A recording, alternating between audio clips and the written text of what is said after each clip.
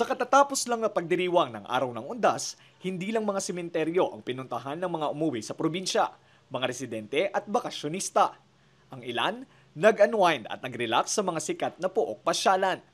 Gaya na lamang sa Natividad, Pangasinan, kung saan sikat ang kanilang Maranong Falls at Sky Plaza. Ayon sa datos ng Tourism Office ng Natividad, umabot sa mahigit 3,500 na individual ang bumisita sa kanilang mga kilalang pasyalan na nagsimula noong Biyernes hanggang nitong Linggo. Dagdag pa ng opisina, wala ring naitalang kaso ng kahit anong insidente kaya't maituturing na safe and peaceful ang pagdiriwang ng long weekend sa mga tourist spots sa lugar. Alam niyo, lahat ng tourist sites, tourist spots at lahat po ng tourism officer sa buong Pilipinas, yun po yung aming pinaka-problema, yung basura. Pero nonetheless, tumulong po ang Bachelor East sa pagpulot ng basura. Tsaka bawal po no, na magdala ng mga... Sa may pila po bawal.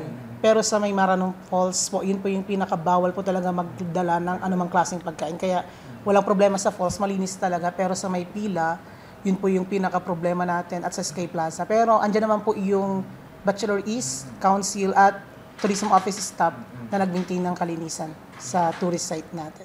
Nagsimula na rin ngayong araw ang pasok ng mga estudyante sa lahat ng antas maging ang dagsa ng mga tao sa bus terminal na babalik sa kani-kanyang trabaho. Extended naman ang bakasyon ng ilang mga turista. Naabutan ng news team ang pamilyang ito na mula pa sa Balungaw, Pangasinan at Las Piñas, Metro Manila.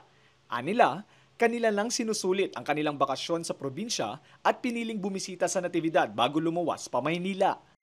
Pagod pa rin sir kasi tuloy-tuloy kami sa trabaho. Ngayon lang kami nagkaroon ng oras para makatakas sa aming mga trabaho. Kaya kami nag-enjoy kami kasi Monday lang talaga yung nagiging pahinga namin, mababang volume ng parcel namin kaya medyo nakakagala-gala kami. After nito sir, saan po ay balik na rin yung... Opo, balik na rin kami ng Las Piñas mamayang gabi pagkatapos namin dito magano. Ako sir, ako nagsabi dito kasi malinis yung tubig tsaka malamig. Tanggal pati sama ng loob. Bukas sa mga turista ang mga pasyalan sa Natividad araw-araw. Maghanda lamang umano ng 20 pesos para sa environmental fee. Pinapaalalahanan din ang mga bibisita na sumunod sa mga rules and regulation at maging responsible tourist upang mapanatili ang kaayusan at natural na ganda ng lugar. Panawagan ko po, hindi lamang po dito sa Natividad, kundi sa lahat ng tourist sites sa buong Pilipinas na maging responsableng turista. Kung may mga basura, dalhin o itapon sa mga tamang receptacles or tapunan para hindi po tayo magkalat at para po respeto sa mga susunod pang bibisita sa anumang tourist site sa buong Pilipinas. Lester Narag, Balitang, Solid North.